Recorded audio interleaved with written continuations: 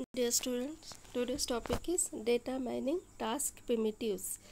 So every user has some data mining task in mind while performing the data mining. So it is in the form of data analysis he or she would like to perform. A data mining task can be specified in the form of data mining query. Means we have to provide the query to the data warehouse and that query retrieve the data. Okay, so the data mining query is defined as a data mining task primitives. So because of these primitives, user can interactively communicate with the data mining system and retrieve the data of his or her interest from the data warehouse. So we will see this data mining task primitives. First is the set of task relevant data to be mined. Means the portion of the data warehouse in which the user is interested. So it may include any database attributes or any portion of the database in which the user is interested, and that is mined from the data warehouse. Next is the kind of knowledge to be mined. So what is meant by knowledge? Knowledge means the data mining functionalities, the functions which are performed by the data mining system. So the functions are, as we have seen in the data mining functionalities, the functions are characterization, discrimination, association, correlation analysis, frequent pattern analysis, classification, prediction, then clustering and outlier analysis. So these are the kind of knowledge in which user is interested. Some of the users are interested in classification, some of the users are interested in clustering. Okay, so that is the kind of knowledge to be mined.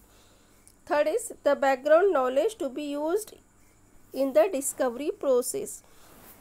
So the user have compulsory some knowledge to mine the data from the data mining system, so that background knowledge can guide him or her to mine the data from the data warehouse. For example, if there is an image database and I want to retrieve the flower images from the image database, then the flower images is the knowledge database, or it is the background knowledge that we have to give to the data mining system that retrieve the flower images. So that is called as the background knowledge. So in this, the concept hierarchy is used as a background knowledge to mine the data from the data warehouse. Then next is interestingness measures and threshold for pattern evaluation.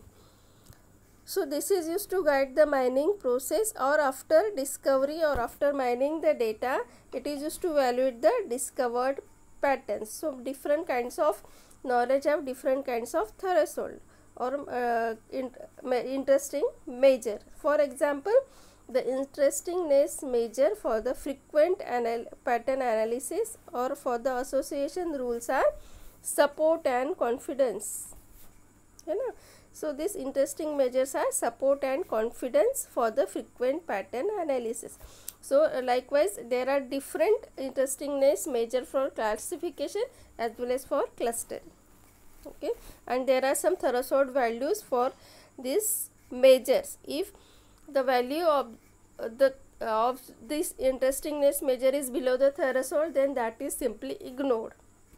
For example, we have seen in the a priori algorithm that when the support count is below the minimum support count, then we are completely ignoring that frequent patterns. Likewise, then the expected representation for visualizing the discovered patterns.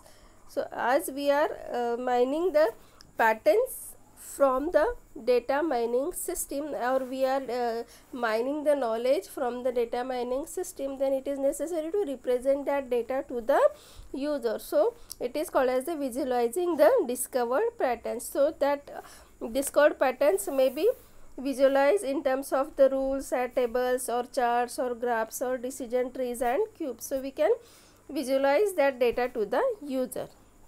And for the data mining task preview, it is data mining query language is used. Data mining query language is used, that is also called as the DMQL. Okay, thank you.